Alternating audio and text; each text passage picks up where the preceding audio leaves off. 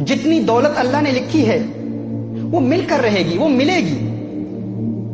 ہم جو کچھ بھی کر لیں، ساری دنیا جمع ہو جائے،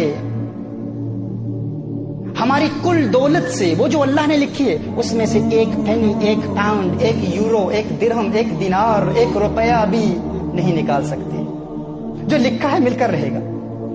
اور اگر ساری دنیا ہماری ساتھی بن جائے، ہماری معاون بن جائے، سارے مالدار لوگ ہماری مدد کرنا شروع کر دیں، تو جو اللہ نے لکھا ہے اس میں ایک پینی کا اضافہ نہیں کر سکتے۔ یہ قانون ہے۔ اگر مسلمان ہیں تو اس پر ہمارا عقیدہ ہونا چاہیے کہ جو کچھ اللہ نے لکھا ہے وہ مل کر رہے گا۔ اگر آپ آج غریب ہیں تو مت سمجھیے کہ آپ اس لیے غریب ہیں کیونکہ آپ زندگی میں کوئی ایسا بڑا کام نہیں کر پائے، آپ نااہل تھے اس لیے غریب ہیں۔ نہ، آپ غریب ہیں کیونکہ جتنا آپ کے لیے اللہ نے لکھا ہے وہی ملنا تھا۔ اگر کوئی ملٹی ملینئر ہے اور سمجھتا ہے کہ میں اپنی فہم اور فراست، ادراک اور شعور اور اپنے مناسب فیصلوں کی بنیاد پر میں ملینئر بن چکا ہوں، نہ، تو ملینئر ہے۔ اگر تو مالدار ہے تو اس لیے نہیں ہے کیونکہ تو اپنی محنت کی وجہ سے مالدار بنا ہے، تو مالدار ہے تو اس لیے ہے کیونکہ جو کچھ اللہ نے لکھا ہے وہ تجھے ملنا تھا۔ یہ اسلام کا قانون ہے، یہ اسلام کا اصول ہے۔ اگر مسلمان ہے تو اس کو تسلیم کرنا ہوگا۔ ذہن میں ایک سوال آتا ہے کہ ٹھیک ہے، اگر ایسی بات ہے تو پھر ہم کام کیوں کرتے ہیں؟ ہم محنت کیوں کرتے ہیں؟ گھر بیٹھے رہیں، کچھ نہ کریں تو پھر بھی مل جائے گا۔ تو آپ کو بتاؤں، یہی اسلام کا قانون ہے، یہی ضابطہ ہے۔ اگر آپ گھر میں بیٹھے رہیں، کچھ بھی نہ کریں، جو لکھا ہے وہ مل کر رہے گا۔ تو پھر ہم کام کیوں کرتے ہیں؟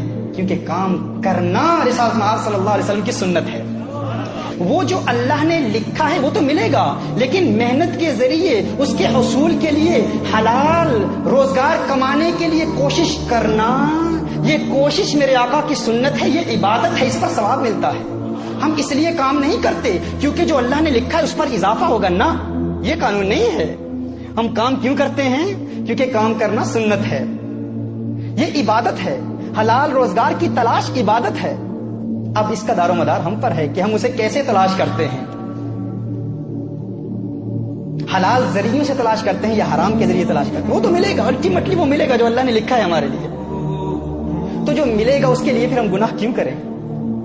اس کے حصول کے لیے حرام کاروبار میں کیوں ملوث ہوں؟ اللہ عز و جل نے جو لکھا ہے وہ مل کر رہے گا۔ مجھے یہاں ایک واقعہ یاد آ رہا ہے۔ آج سے 4-5 سال قبل تقریباً صاحب میرے پاس آئے، ہماری محفل میں آئے، وہ کہتے ہیں کہ تنگ دستی ہے، بڑی پریشانیاں ہیں، میں چاہتا ہوں کوئی کاروبار مل جائے، روزگار کے لیے دعا کیجیے۔ کچھ محافل میں آنا جانا رہا، اللہ عز و جل نے کرم کیا، انہیں کام مل گیا۔ میں نے ان سے پوچھا، میں نے سوال کیا کہ کیسا ہے روزگار، کیسے چل رہا ہے؟ تو انہوں نے کہا اللہ کے کرم سے، الحمدللہ، محافل کی برکت سے کام مل گیا ہے اور اچھا کام چل رہا ہے، الحمدللہ، محفلوں میں آتا ہوں، اس کی برکت سے سب کچھ ہو رہا ہے۔ میں نے ان سے کہا کہ بتائیں تو عبادات کا سلسلہ کیسے ہے؟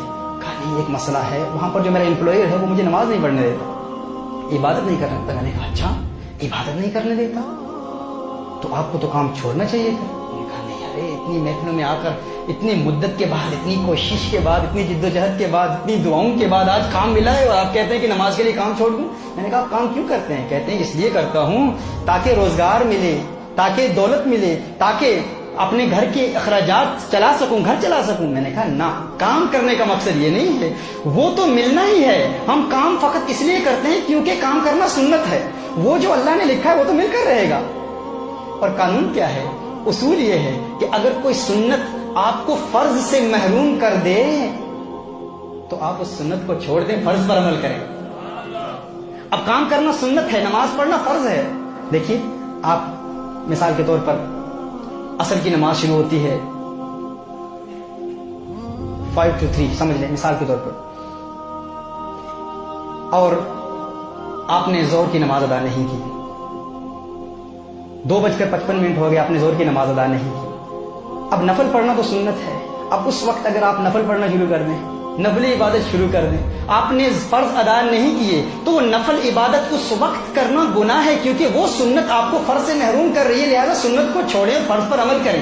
میں نے اسے کہا کہ آپ کام اس لیے کر رہے ہیں کیونکہ کام کرنا سنت ہے اور الٹیمیٹلی جو لکھا ہے وہ تو مل کر رہے گا، لیکن یہ کام آپ کو فرض سے محروم کر رہا ہے تو آپ کام کو چھوڑیں، فرض ادا کریں۔ اس اللہ کے بندے نے اس پر عمل کیا، دعا کیجیے اللہ عز و جل مجھے بھی اس کا یقین دے دے جتنا یقین اللہ عز و جل نے اسے دیا تھا. اس نے اس پر عمل کیا. کچھ عرصے کے بعد مجھے ملا. میں نے کہا کیا کیا, کام کا کیا ہوا؟ کہا چھوڑ دیا. میں نے کہا روزگار کیسے چل رہا ہے؟ کہا اللہ کے کرم سے ایک ٹیکسی بیس کا خود مالک ہوں, ابھی خود مالک ہوں.